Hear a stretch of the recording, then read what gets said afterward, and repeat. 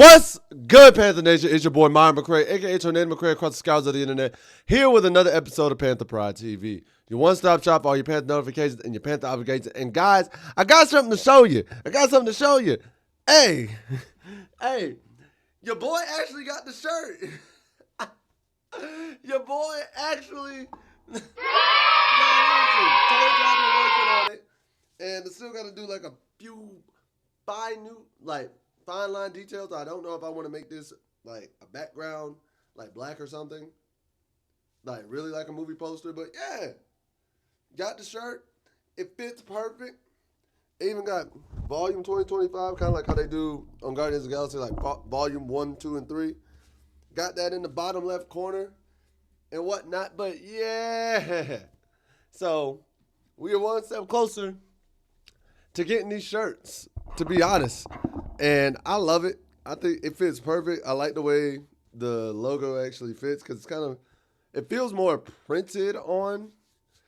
So I would say, like, honestly speaking, probably after years of use, it might start to wear and tear. But I like it. I love it. I really do. Fits comfy, fits soft. It's not real starchy. And I was kind of worried it would run small and stuff like that. But yeah, so we got the shirts. Don't even worry about the Guardians of the Carolinas. I may change out Corbett for Mays and whatnot and do what we got to do. So that's a work in progress too. But however, this is the first prototype. Tell me what y'all think about this, man. Like, do y'all like this? Would y'all buy it? Would y'all rock it? I'm rocking this. I don't care what you say. Even if this is the first prototype, I'm rocking this. I like it. So be on the lookout for those. If you're really interested in those, man, shoot, comment below. I'm going to try and build like a website and stuff for these shirts that I do create, because I already got a Jalen Coker one in my mind that I'm thinking up and a few others. But I know earlier in the season I told you guys I had this idea and I wanted to run with it. It was taking me some time to figure it out. And now we're really getting to, hey, yo, we got a shirt line. And we're building something, and I love that. I love that for us. But, guys, let's go ahead and get into today's docket. We've got a few things on our plate, and the number one thing that I actually did not know about until today is that Garrett Wilson's going to be missing the game this Sunday. Nani? Yeah, I did not know. Reports have confirmed that apparently he hyperextended his knee over the weekend, or not over the weekend, but, yeah, in the last game. And he's set to miss multiple weeks upcoming, including the game Sunday versus us. And I need y'all to understand something. That is another team that will be missing their top receiver. And I'm telling you right now, we got to take advantage where it is. Like I don't want to win in that fashion necessarily, because there's always going to be people like, oh, you only beat us because we didn't have our star receiver. However, you play who's in front of you at the end of the day. And so we had no controlling over him hyperextending his knee. He's been trying to carry the offense over there. And, hey, I don't know what to tell you, because, bro, when you look at Garrett Wilson's numbers, so far this season, Garrett Wilson has 36 receptions, 395 yards, 4 receiving touchdowns, and he has 65.8 yards per game, and he has 100 yards after the catch, right? Here's the crazy thing. Garrett Wilson is the only wide receiver on their team with over 100 yards. Nani?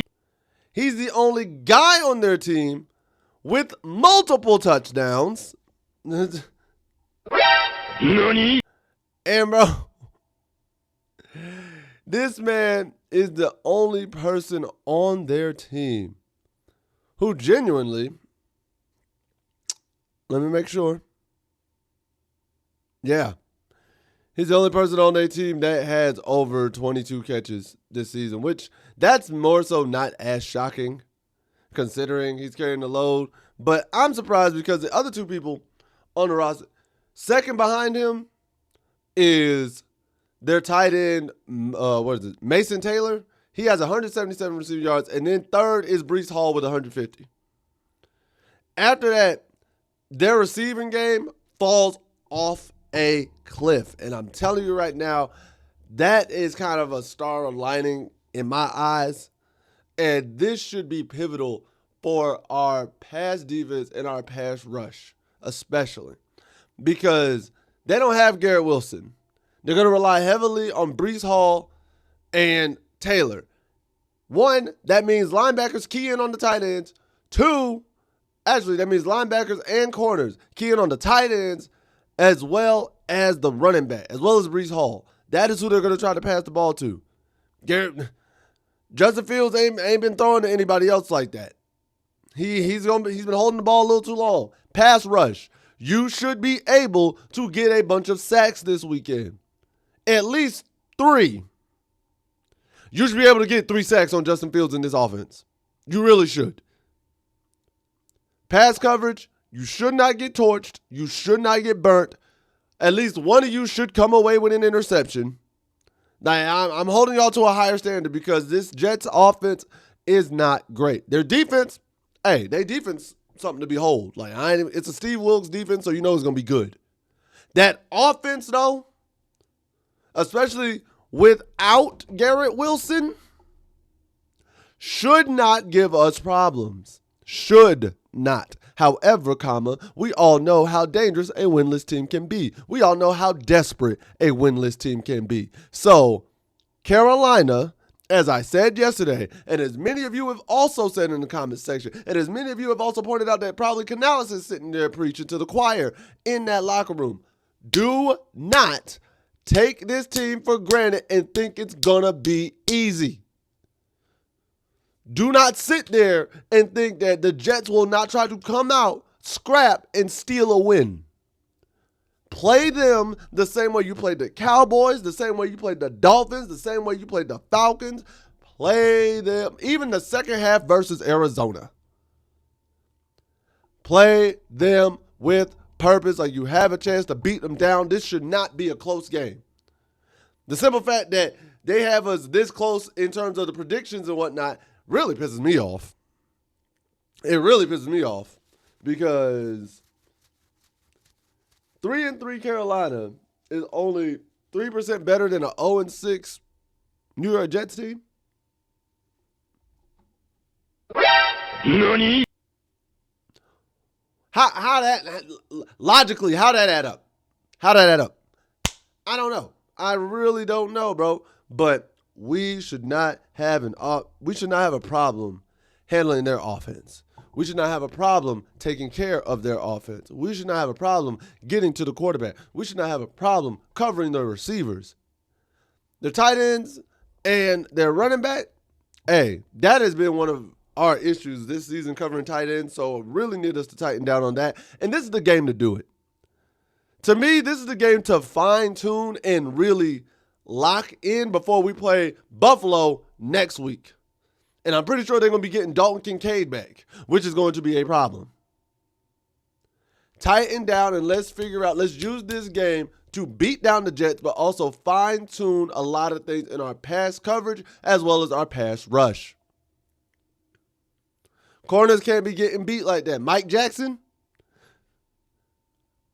I let you slide a little bit last week because it was George Pickens. George Pickens ain't no slouch. But you get beat on a slant like that again against anybody on this Jets team. Hey, I'm gonna be on your neck a little bit, bro.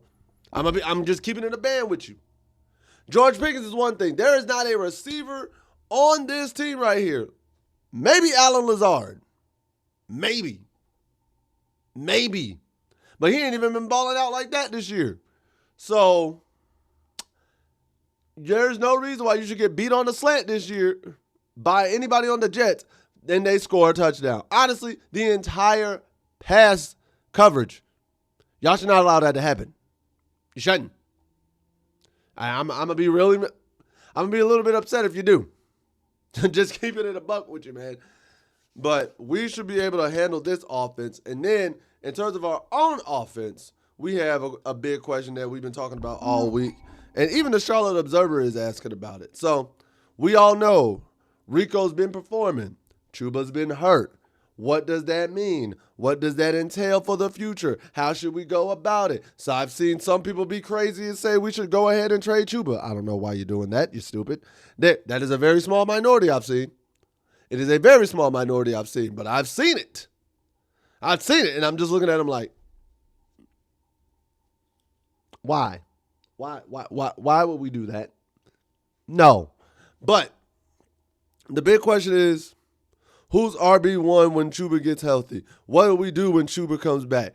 Like, has he already lost his starting spot? I've said before and I say again, I think you go with the hot hand, but you definitely start splitting the reps because Rico can't go 30 carries a game and not get hurt.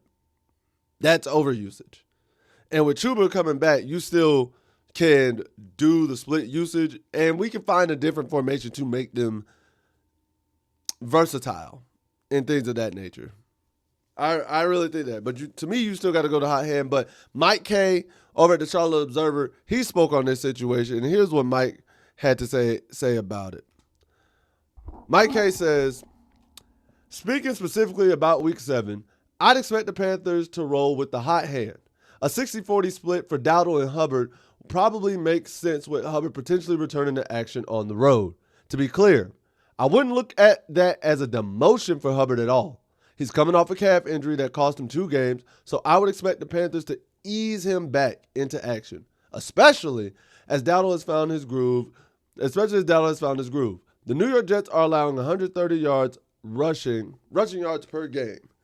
They rank 23rd in the league in that phase of defense. Part of that mediocrity is due to constantly playing from behind, but there are reasons to believe that the Panthers can continue having running game success in the Meadowlands. Dowdle's success has been eye-opening, but it also needs some context. The Panthers have played terrible run defenses in back-to-back weeks, and the offensive line, even with multiple Week 1 starters missing, has played exceptionally well. While Dowdle's style is different than Hubbard's approach, I think it would be fair to project that Hubbard would have had a lot of success in Week 5 and 6 as well if he were healthy. And I think that's a fair approach. I think that is a logical approach. I think that is the approach Carolina should go with, and I can agree with him because you go with the hot hand, but you get Chuba in rotation. However, you don't rush Chuba back to the same workload you usually would.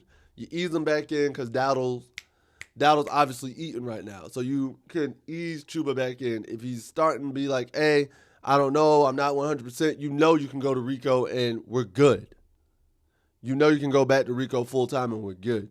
However, it also, if he is good, it takes the load off Rico. If Rico's like, hey, yo, I'm starting to cramp just a little bit, you can go to Chuba earlier, and it keeps Rico fresher for later in the game. So I think that is the perfect way to go about it. And I also like the fact that he said if Chuba was healthy, there's no reason not to expect that Chuba wouldn't have had a good day, wouldn't have had great days against this run defense. My one caveat, and maybe this would have happened regardless, but I wonder if Chuba getting hurt was the catalyst for changing how we ran the ball. Because in the opening weeks, it seemed like we did a lot of run out of pistol and shotgun. But then once Chuba went down, it seemed like we went more towards the single back formation style of running. And I could be wrong, and I got to go rewatch the Atlanta game to see if that's what we were doing with Chuba in that game too. But it seems as though we went more with the single back running. Nice. Yeah, single back formation to get the run game established.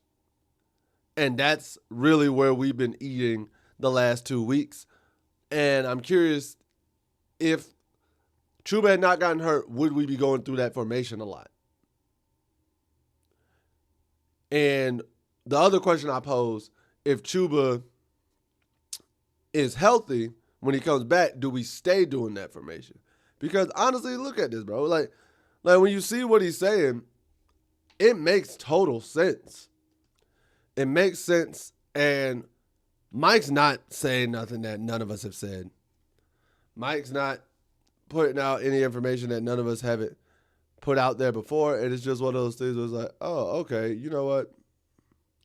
It's like, all right, this makes logical sense. And I can't go against it per se. So, when it's all said and done, shout out to Mike. Mike, I'm going to tag you in this. Hope you see it. Hey, hope you share it. Hope you love it. But now we got to go on and move to the third thing. I know a lot of you are trying to get itchy and want to find out, and that is our Panther Pride Fantasy League update, man. Let's go ahead and update that for y'all, give y'all the rundown of what's been going on in the Panther Pride Fantasy Football League. And so right now, Levar Mark has established himself as the top dog, sitting at 5-1. You have you have 4 teams tied for second. Skinny with 2 tats, your damn Skippy, Down since 95, and the Bryce is Right are all sitting at 4-2. Horn Hub, T-Mac Tutties, and Go Getters are now sitting at 3-3.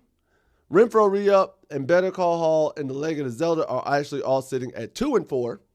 I don't know why it says 4-4. Apologies. And then S2 is still winless on the season at 0-6. Oof. Sorry to hear about that, man. But you're going to get off that snide soon. And then when we look at the power rankings, according to the app, the power rankings right now sit. Obviously, Levar Mark is now the top dog, sitting at number 1. Skinny with 2 tats remains in the 2 spot. Down since 95 has fallen to 3. T-Mac Tutties has moved up to 4. Your damn Skippy has moved up from 8 to 5. The Bryce is Right has moved up to 6 from 7. Horn Hub has fallen from 5 to 7. Go Getters has fallen from 6 to 8. Renfro Re-Up has moved up from 10 to 9. Better Call Hall has fallen from 9 to 10. The Legend of Zelda, we remain at 11. And S2 is now sitting at 12. And then for your Panther freeze frame of the day, because there weren't no practice photos yesterday, I love this photo from the game of Bryce Young and Dave Canales after that win. This is what I like to see out of my head coach and my QB1. I love it. I think this is a great photo, and if this is the turning point for them to turn into a real successful duo, this photo to me is going to be the photo. This is going to be the one that signal, hey, they finally start trusting each other, they start believing in one another, and it starts working phenomenally. So shout outs to whoever caught this photo on the Panthers media team. Also, because somebody mentioned it too, shout out to the Panthers media for trolling the hell out of Stephen A. Smith this week, man. I loved it. I've rewatched that video so many times. I've rewatched his reaction, accepting it and owning it multiple times. He was a good sport about it, and crazy enough, Stephen A. Smith was like, you know what? I was wrong. They trolled me. I deserve it. I can't even be mad. So shout out to Stephen A. Smith for just taking it in stride. Shout out to the Carolina Panthers team for having the receipts ready. Hey, we got something in common. I love it. But now, guys, it is time for Panther Nation to speak their truth. And let's see what comments y'all got going. And the first comment comes from John Roberts, 9222. My man says, Steve Wilkes is going to try and prove that he should have been the head coach of Carolina. He wants this win in the worst kind of way. And if Carolina doesn't bring their A game, they will be 3-4 Sunday evening. Hey, no lie detected. No lie. Y'all have already heard me say it. Carolina, you cannot come into this game slouching, especially offense, because Steve Wilkes is going to come at y'all hard. He's not coming to play. He's not coming to no. Cannot play. Listen, I said it to my homeboy yesterday. The bad part about this game, beating the Jets does nothing for us, because people are going to say you should have beat the Jets. They're 0-6. You should beat them, especially if y'all beat the Cowboys, who beat them, and y'all beat Miami, and y'all just 30-0'd the Falcons. Y'all should beat the Jets. Losing to the Jets undoes everything, and it's not good, bro. Like, it's not good. So definitely agree with that. Next comment comes from Louis Finesse. Says, Mays and Young have a common struggle. They both were written off by everyone due to poor performance, unfortunately. Knowing you are not alone in this could boost the morale for both and spread to the rest of the team. Just my 2 cents. Good show, man. # keep pounding. And honestly, when I saw this comment, I didn't even think about it like that. But that makes a lot of sense. That would explain why Mays and Young seem to have a better connection with each other. They seem to have better chemistry because they understand each other. They flow better together. And sometimes even if the other starter is quote unquote better, sometimes chemistry can outdo talent. Like if I have chemistry with somebody on a basketball court, they may not be as talented, but because we have chemistry and we know what the other wants to do, we can perform better because it's so seamless and so fluid, and we ain't got to struggle to put that together. So yeah, I saw this coming. I was like, you know what? I ain't never thought of that. So Louis, I like that. I like that one. Next comes from the homie Trizzy 2009 says, at the 2-minute mark, me and the rest of the Carolina faithful agree with you 100% on Corbett. The offense runs so much smoother with Mays at center. It's clear as day. Me personally, I would leave Mays in the starting lineup.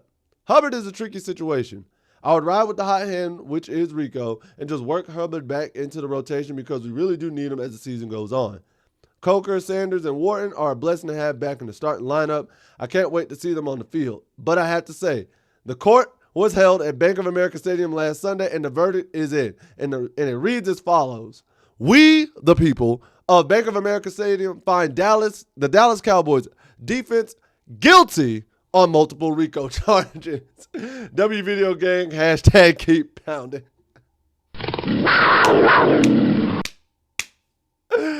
I love it. I love it, Trizzy. I love it, man. That is hilarious. That is phenomenal. I love that comment. And because this comment also got a lot of likes from y'all, I had to include it too. So you got one extra today. And this one comes from TYD 2051. My man says, I need this team to be completely locked in and obliterate the Jets. Get their first away win and make a statement. Give us a 3-week win streak with a confidence boost heading back home to face Buffalo.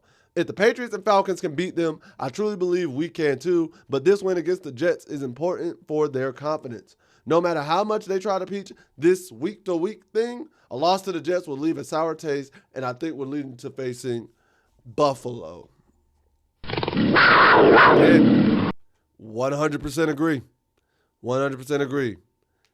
Beating the Jets is what we need to do. We can't lose this game. We cannot lose this game at all. But, guys, that's all I have for today's video. If you enjoyed this video, please make sure to like, share, subscribe, and hit that notification bell at the bottom so you can always be notified of when these videos are dropping. Next, comment below and let me know. 1, how do y'all feel about the shirts? Do you like them? Do you not like them? You cool with them? Would you buy them? Like, how you feel about the shirts? 2, how do you feel our defense should operate now knowing that Garrett Wilson is not going to be in the game? 3, what is your approach for the Rico Chuba situation? Do you agree with the 60-40 like Mike K say? Or do you think it should be 50-50, 70-30? How do you think they should go about that? Should they even bring Hubbard back for the Jets, or should they wait for Buffalo, so on and so forth? And 4, how are y'all looking on some of y'all bets and picks for this fantasy football league? Listen, I have the same approach I always do in fantasy. All I got to do is get to the playoffs. I don't care what my record is. Once I get to the playoffs, everything shifts. So that's how I am. But guys, hope you enjoyed the video. Please make sure to like, subscribe. Y'all know what to do. Hey, dog, I forgot my usual outro. Hope you enjoyed this video. Please make sure to like, subscribe, and hit that notification bell at the bottom so you can always be notified when these videos. Boom. And everything else. Yep, I already did that part. So you know what? Now we're at the end. And at the end of the day, what do I know? I'm just a skinny brother with 2 tats. Peace. But all you Panthers, take care. Later days as always. Keep pounding. I'll see y'all next time.